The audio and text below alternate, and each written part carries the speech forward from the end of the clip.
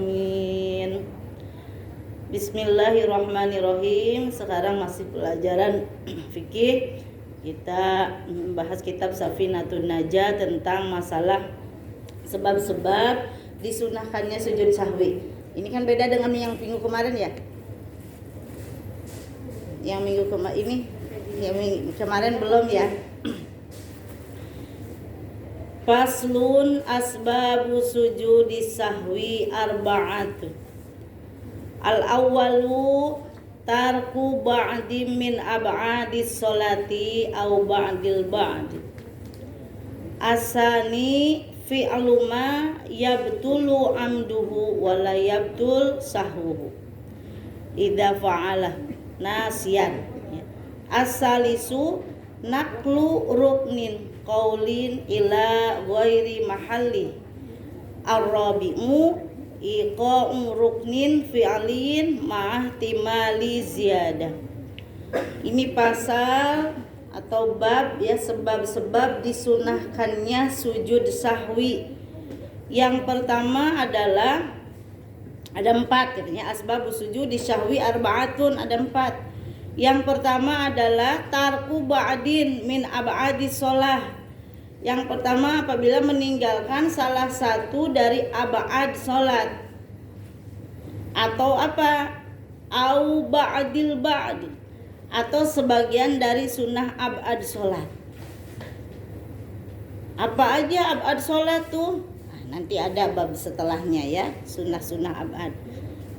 Nah, jadi yang pertama sebab harus apa? Sebab-sebab diharuskannya sujud sahwi itu apabila meninggalkan salah satu dari ab'ad sholat atau sebagian ya dari ab'ad sholat, dari sunnah ab'ad. Yang kedua, asani fi'lu ma yabtulu amduhu wa la yabtulu sahwuhu. Yang kedua itu mengerjakan sesuatu yang apabila disengaja dapat membatalkan sholat ya. Akan tetapi tidak membatalkan jika lupa gitu ya.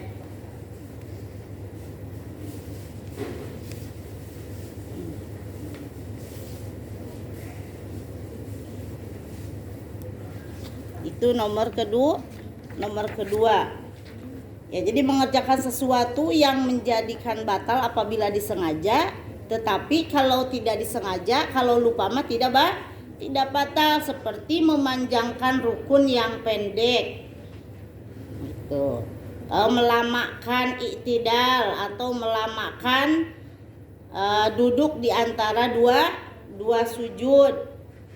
Tetapi kalau tidak disengaja mah tidak batal. Begitu ya. Yang ketiga tuh gitu ya. Tadi apa tak? Fi'lu ma yabtulu amduhu. Jadi kalau apabila batal itu kalau disengaja, wala yabtulu, tetapi tidak batal sahwuhu kalau lupa. Gitu ya. Kalau lupa tidak batal. Jadi mengerjakan sesuatu yang apabila disengaja dapat membatalkan sholat. Akan tetapi kalau tidak disengaja atau lupa itu tidak batal. Itu juga harus sujud sahwi. Yang ketiga, naklu ruknin qaulin ila ghairi mahallihi, memindahkan rukun ucapan di lain tempat. Ya, jadi memindahkan rukun atau yang bukan rukun ucapan, bukan di tempatnya. Jadi seperti sujud sebelum ruku, nah ini kan menjadi batal sholatnya. Atau membaca takbir yang kedua diniatkan dengan takbiratul ihram, itu juga batal. Jadi kalau yang rukun itu memindahkan rukun ucap. Kalau yang model ucapan itu tidak, yang model hayat itu kayak yang disengaja ataupun tidak disengaja ditinggalkannya itu kan tidak menyebabkan sujud sahwi. Ya, yang hayat. Nah, kalau ini kan untuk yang abad, kalau yang sunnah abad harus apa? Harus sujud sahwi.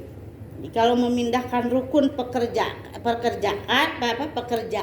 itu akan merubah tatanan sholat tersebut. Gitu kan, misalkan kita di rakaat kedua takbiratul ihram, berniat takbiratul ihram, otomatis kan membatalkan yang pertama. Gitu ya. Tuh. Kemudian yang keempat, ar-rabi'u iqa'u ruknin fi'liyin ma'ihtimali ziyadah. Jadi mengerjakan rukun fi'li, yaitu yang model perbuatan, akan tetapi ada dugaan kemungkinan bertambah. Misalkan ini dalam ragu-ragu dalam sholat, ya, ini teh udah misalkan sholat yang 4 rakaat, udah 4 apa 3 ya gitu, udah yakinkan tambah lagi 1 itu ketimbang kurang, itu harus diyakinkan. Jadi memutuskan mengenai rukun pekerjaan serta pantas untuk ditambah. Jadi seperti orang yang ragu-ragu tentang rakaat sholat. Jadi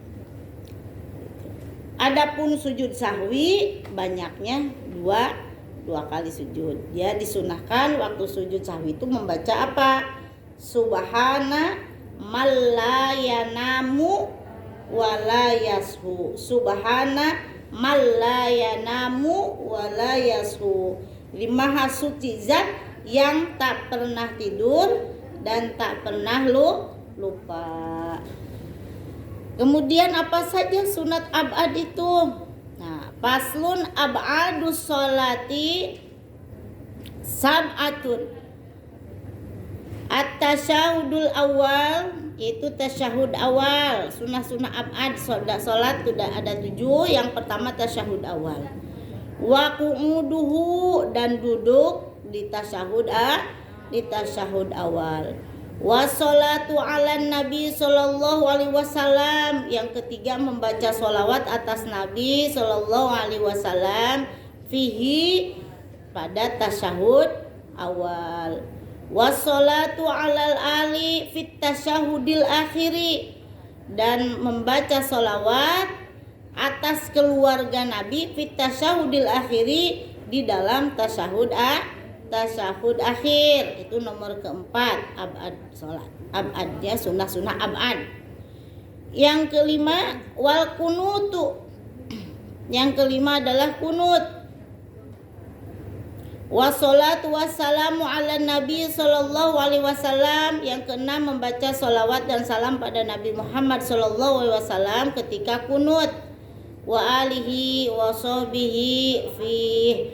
Yang ketujuh membaca sholawat dan salam kepada keluarga dan sahabat Nabi Muhammad sallallahu alaihi wasallam di dalam kunut. Jadi ketika kita tidak kunut karena awal tasahud awal lupa, ya, di dalam tasyahud awal ketika kita lupa tidak tasyahud awal, maka kita disunahkan untuk apa? Sujud sahwi. Gitu ya. Di tasyahud awal, sunnah ab'ad. Kemudian duduknya juga untuk tasyahud awal.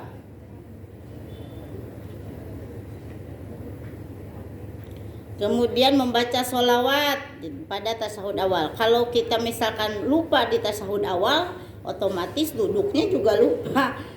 Baca sholawatnya juga lupa, karena tasyahud awalnya juga apa? Lupa.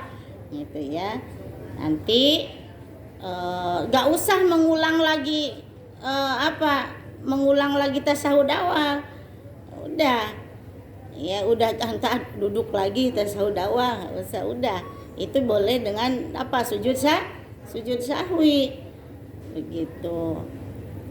Ya. Itu karena termasuk dari sunah ab'ad yang membolehkan kita sujud sahwi. Kemudian ketika kita juga tidak kunut, ya, sama kalau kita lupa kunut, yang biasa baca kunut harus sujud sahwi. Kalau yang nggak biasa pakai kunut, ya nggak ada sujud sahwi, ya, karena memang sengaja memang tidak membaca kunut. Nah, kalau yang udah terbiasa membaca kunut, itu harus sujud sahwi. Ini kan dalam masalah sunnah ab'ad, makanya harus ada sujud sahwi. Kalau model yang rukun itu tidak ada, ya, tidak ada sujud sahwi. Nah, ini nggak apa-apa. Yang sekarang kita lanjutkan, ya. Paslun tabtulu sholatu bi arba'a syarata hislatan bil hadasi wa bi qu'udi wa bi wuqu'in najasati illam tulqa halan min ghairi hamlin. Kemudian wan kisyafil aurat illam tustar halan. Ini yang membatalkan apa? Salat. Ada bi arba'a syarata, ada 14 yang membatalkan salat tuh. Yang pertama, kalau kejatuhan najis. Tahu-tahu kita lagi salat, kejatuhan tai apa tuh? Tinja tikus misalkan, atau apa? Cecak. Nah, ya. Kayak kalau diantep aja sama kita, nah, batal sholatnya. Tapi kalau langsung teng gitu dibuang, nah, itu tidak, ya. Jadi kalau udah ketahuan itu harus langsung dibuang. Kemudian yang kedua, ini wan kisafil aurati, apabila terbuka aurat. Ini perempuan ya, hati-hati. Kalau sholat kadang rambut terbuka, kadang kaki. Nah, itu. Jadi harus hati-hati, harus ini misalkan pakai daleman tuh diangkat, karena ini apa namanya, daerah tempat sujud, bukan tempat sujud. Ya, yang harus terbuka di antaranya sujud itu kan ada apa? Jabhatun, dahinya tuh, makanya bersyukur kalau ada yang dahinya lebar, otaknya katanya cerdas. Nah, sholatnya juga apa? Sholatnya itu jadinya tumaninah, maksudnya lega buat sujudnya itu, ya. Ini apa, jabhatun, jidat, dahi. Jadi harus terbuka. Jadi apabila auratnya terbuka, maka apa? Batal sholatnya, kecuali pas kebuka misalkan kaki, misalkan agak sering tuh kaki, cepet tutup, kan berasa kan agak dingin kali gitu, cepet tutup gitu, ya, langsung ditutup tidak batal. Tapi kalau dibiarkan aja terbuka, batal. Nah, ini juga kalau sholat mah aurat ini tuh, ya, ini Neng, yang gini tuh aurat, jadi harus sampai sini, harus begini. Kalau sholat mah sebenarnya kalau itu juga, tapi kayaknya agak jelek banget kalau begini Umi juga. Ya, harusnya begini gitu, ya. Kalau dalam sholat, karena memang aurat perempuan itu ya seluruh tubuh. Ya, bagusnya Umi kalau jangan naik ojek doang kalau pakai niqab tuh. Ya, jangan naik ojek doang. Jadi sehari-hari bagus. Tapi galibnya di Indonesia memang tidak bercadar, ya. Bahkan jadi fitnah. Tapi kalau untuk sekarang orang ketimbang pakai masker, kayak Umi ketimbang pakai masker enakan pakai niqab. Kiwir gitu, enak, ya, enggak engap, betul enggak? Enggak engap, enggak pengap. Gitu, ya, karena kan harus masih harus pakai apa? Masker. Itu. Jadi auratnya terbuka kecuali cepat ditutup, itu juga akan membatalkan kalau terbuka terus auratnya. Itu. Yang ketiga, berkata-kata, ya, dengan dua kata atau satu kata pun yang dapat dipahami dengan sengaja. Misalkan lagi sholat ada kucing, niatan memang apa? Ngegebah kucing tuh, atau marah anak, jangan, misalnya satu kata juga. Nah, kalau disengaja batal. Apa kalau spontan? Ini tuh karena di sininya kalau disengaja berkata dengan dua kata satu huruf yang dapat dipahami dengan sengaja. Berarti kalau spontan itu, ya, dan tidak disengaja berarti tidak batal, ya. Kayaknya sholatnya itu harus khusyuk. Kalau khusyuk mah insya Allah nggak bakalan kedengaran. Justru saking khusyuknya, ya, yang tadinya lupa aja jadi inget. Itu bukan khusyuk sebenarnya. Yang tadinya lupa jadi inget mah, ya. Itu ya. Yang keempat, melakukan hal-hal yang dapat membatalkan puasa. Apa yang dapat membatalkan puasa? Makan, minum. Ya, diantaranya itu batal kalau lagi sholat haus, minum dulu gitu, batal. Kecuali udah aweh salam. Misalkan lagi taraweh nih, kan taraweh mah beberapa rakaatnya, 2 rakaat salam, 2 rakaat salam. Kalau habis salam kita haus minum nggak apa-apa. Ya, nah ini lagi berdiri lagi Fatihah, Bismillahirrahmanirrahim, Alhamdulillahirabbil alamin, haus minum dulu, lanjut lagi, batal. Itu makan atau melakukan hal-hal yang dapat membatalkan puasa, itu batal sholat. Yang kelima, makan yang banyak banget makannya, walaupun lupa lagi sholat, sedikit aja. Kalau sengaja mah batal. Nah, tapi kalau makannya banyak lupa, batal juga sampai habis sebakul, apalagi lagi sholat. Lupa lah, batal. Ya, lagi sholat. Kemudian yang keenam, bergerak-gerak 3 kali. Batal juga, itu tuh banyak gerak. Aja garuk-garuk, jangan garuk-garuk. Ya, goyang-goyang. Batal. Ya, bergerak lebih daripada 3 kali berturut-turut ya, walaupun lupa. Makanya harus benar-benar tegap lagi sholat itu, khusyuk. Insya Allah nggak bakalan goyang-goyang. Giliran denger lagu lagi sholat, lagu dangdut itu goyang. Jangan. Yang nomor ketujuh, melompat kaget ya, lompatnya keras, kagetnya batal ya. Melompat sekali keras lagi batal. Atau ada yang lewat dipukul, memukul dengan kencang, batal. Ujung-ujung mukul orang lagi sholat, batal lagi, kata gitu, itu batal sholat. Hati-hati. Kemudian yang ke-9, menambah rukun sejenis perbuatan. Misalkan ruku, kan rukun sholat tuh diantaranya kan ruku, sujud, nambah lagi rukunya. Kecuali kan ada yang ketentuan di dalam sholat khusyuknya. Kalau itu mah udah rukunnya, rukunya kan memang 2 kali. Nah, ini kalau misalkan di dalam sholat biasa, sholat fardu biasa, kemudian menambahkan rukun fi'li, nah, jadi yang sejenis perbuatan itu membatalkan sholat. Yang ke-10, mendahului imam. Kalau lagi sholat, niat sholat jamaah tapi mendahului imam ya, dalam 2 rukun fi'li 2 kali mendahului, batal jadinya. Kalau lagi bermakmum mah ikutin aja imam gitu ya. Jadi jangan terkadang lagi anak-anak tuh masih kecil, kadang imam belum ruku udah ruku duluan. Kadang imam belum sujud udah sujud duluan. Namanya juga anak kecil ya. Jadi kita jangan kayak anak kecil, jadi harus tahu. Ibadah kita akan baik kalau tahu ilmunya. Begitupun sekarang, kalau mau bikin kue lebaran, lebaran sebentar lagi.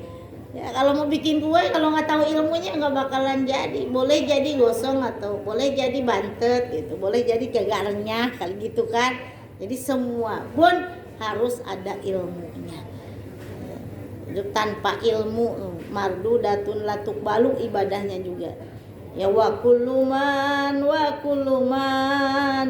bi ghairi ilmin amaluhu mardudatun la tuqbalu. Sahajalma ibadah teu jeung elmuna, amalna teh ditolak teu ditarima. Ngerti enggak? Ngerti enggak? Ngerti, terjemahkan ya. Wakuluman. Pokoknya siapa orang yang ibadah itu nggak pakai ilmunya, ditolak, mardudatun la tuqbalu, tidak diterima ibadahnya itu ya. Baik itu ibadah sholatnya, ibadah puasanya. Sekarang kita ngelakonin puasa nggak tahu ilmu puasa, mardudatun la tuqbalu. Kita sholat nggak tahu ilmu sholat, mardudatun la tuqbalu, ditolak. Semuanya juga harus tahu ilmunya.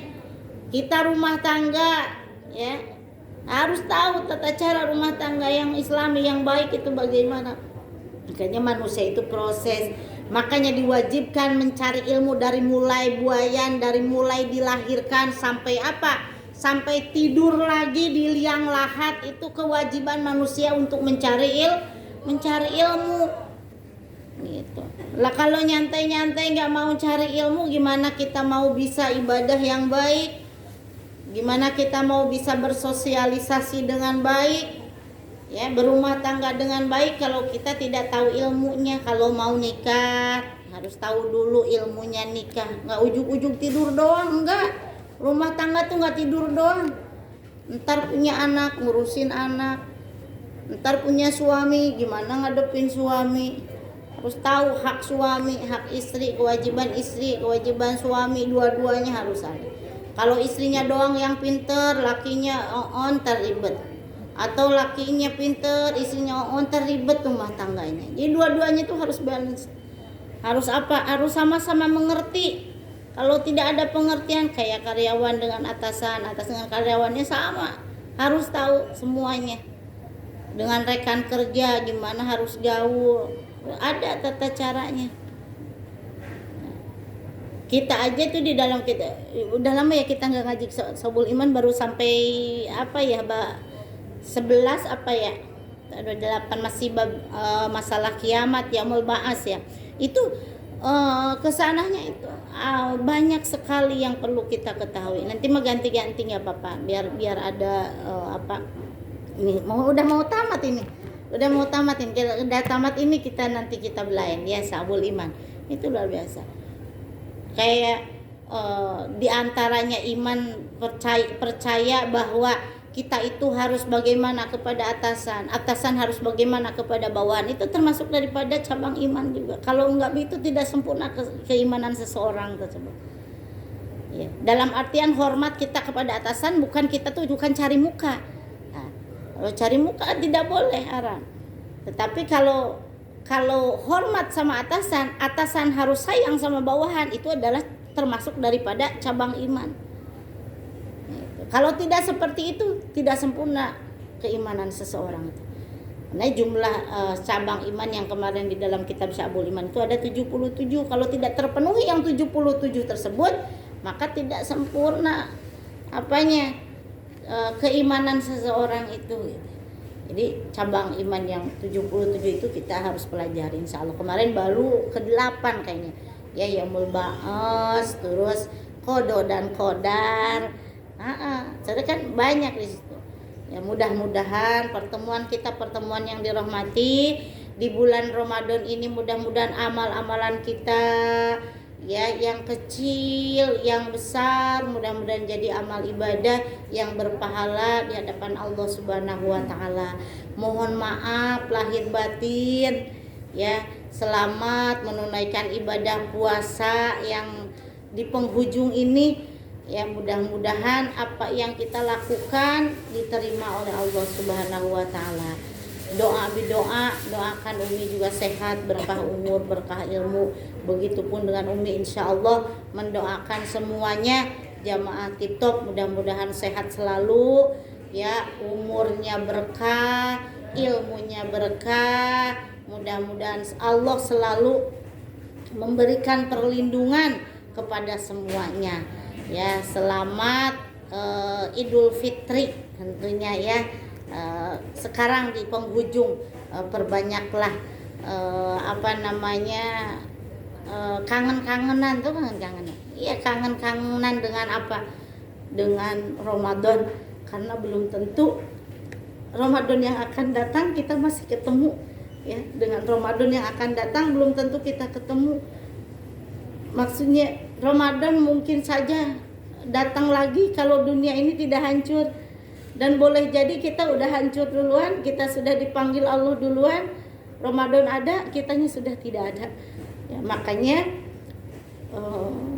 kita harus merasa apa namanya kehilangan banget dengan dengan Ramadan ini.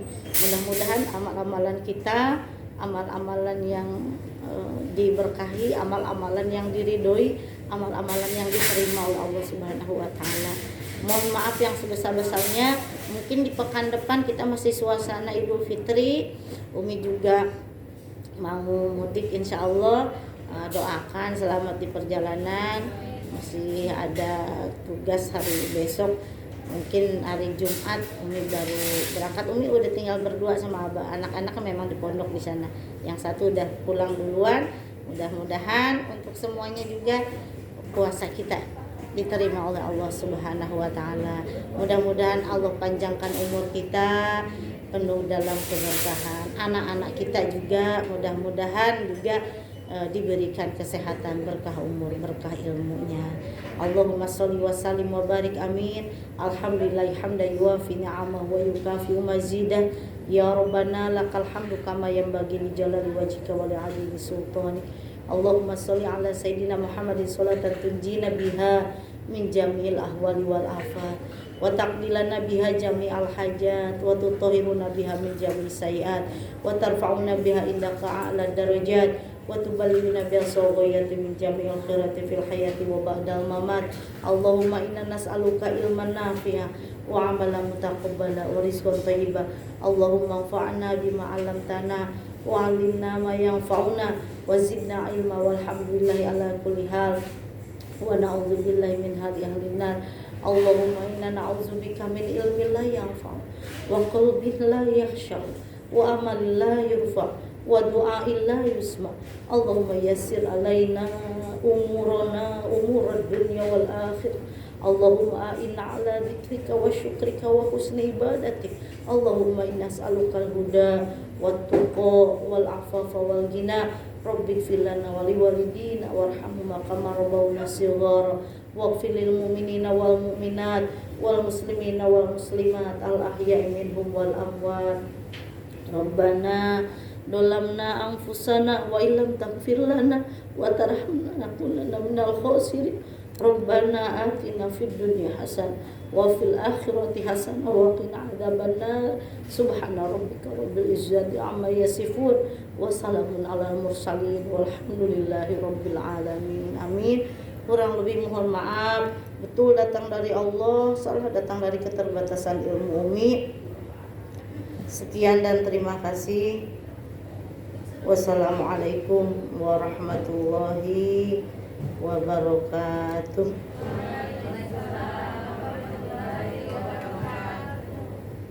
Umi belum ngambil buat lapor.